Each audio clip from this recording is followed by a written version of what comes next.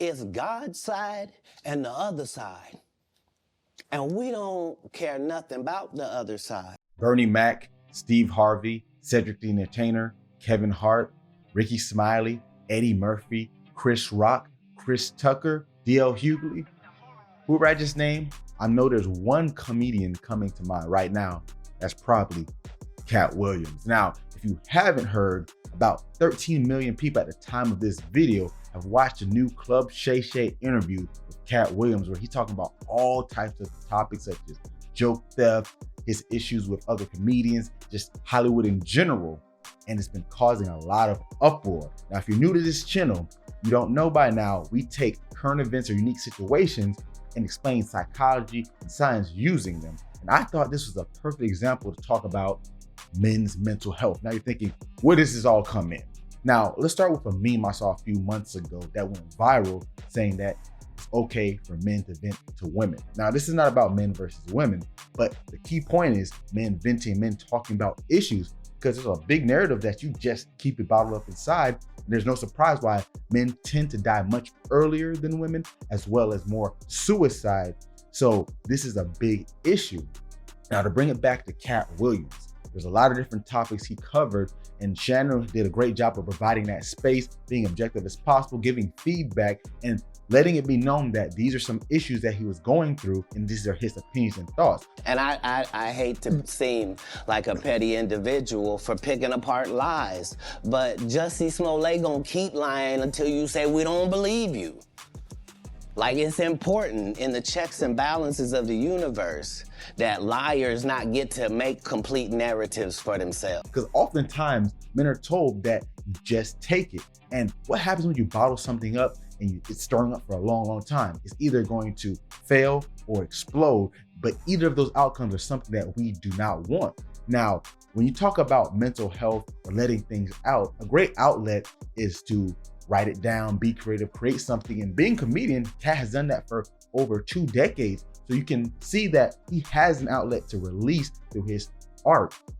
But there comes a time and point where that's not enough. And especially when you feel you may not be getting what you deserve, or you see people wronging you, we're taught, and I can say this in my own life, that we should just let it go. You ever heard the term, be the bigger man?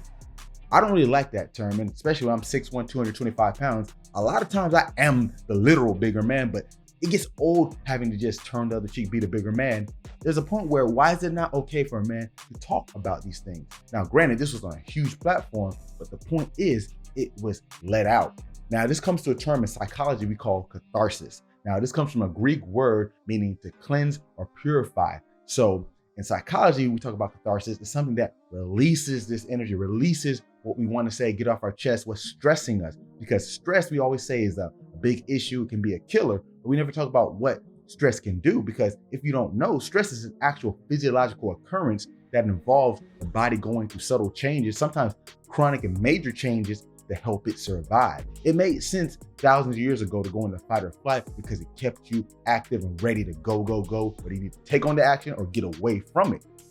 But now we have different stressors. Like I always say, there's no more saber-toothed tigers, so we worry about different things. So if you keep that stress in your day-to-day life always bottled up. Now in Katt Williams' case, it seems like it's been years he's had things on his chest. Now he's talked here and there, and allegedly people thought he was blackballed, but it looks like he's doing okay for himself. But this interview really said a lot because it really felt like he was venting and letting it all go. And going back to this catharsis, another part of that is being able to just let it to a friend or speak on it to get it off your chest to someone else. I know we can write it down.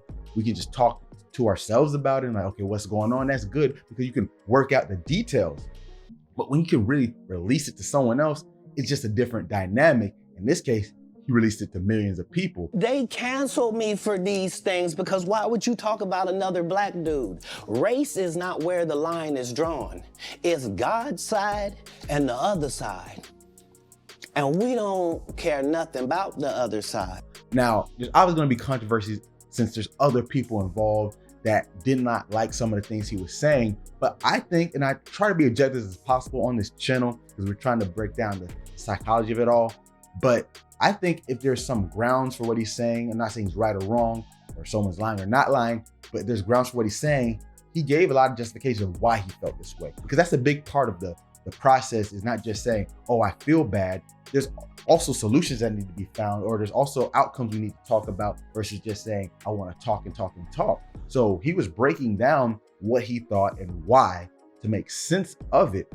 Now, going back to the whole men's mental health issue, because once again, there's a lot of double standards and stereotypes that keep this happening where you don't say anything and it's a badge of honor to see how resilient you can be. And in my personal business, Mind Body One, we teach mental performance, mental resilience, and that's not necessarily always resilience, just hiding the pain or hiding what's harming you. Because given this situation, who knows what he was going through?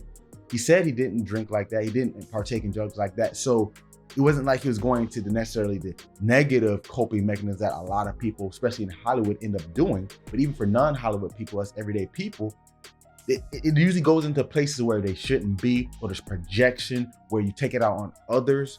So you don't want to end up in a place where you're displacing anger or displacing hurt and pain. So going back to that original meme, it's okay to vent to women. I would argue maybe just vent to someone who understands. In this case, since he's a Hollywood celebrity, he vent to a podcast where it really can be heard, because most people aren't going to understand what he's going through, because he's in a sector of life where most people won't ever understand. And it's the same thing with everyday, day-to-day people, because you need to go to someone that will understand where you're at. So that's why with that meme, I necessarily didn't agree with it. Not saying you can't vent to your woman or a woman, just saying maybe you should find someone or something that will be more beneficial to open up to or vent to. Someone who's gone through something similar, someone who knows what it feels like directly.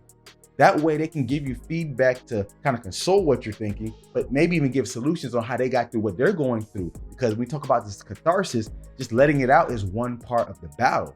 Even when we talk about things like depression, there's a lot of theories that depression was a factor of evolution, saying that we got depressed so we could separate ourselves, regroup, think about what we need to do, and come back to the group. But unfortunately, we have a lot of things that accommodate our lives, so we don't have to necessarily solve the problem when we're depressed, and we just stay in that funk. That's the biggest difference now. We go to the hole and stay there, and we don't come back.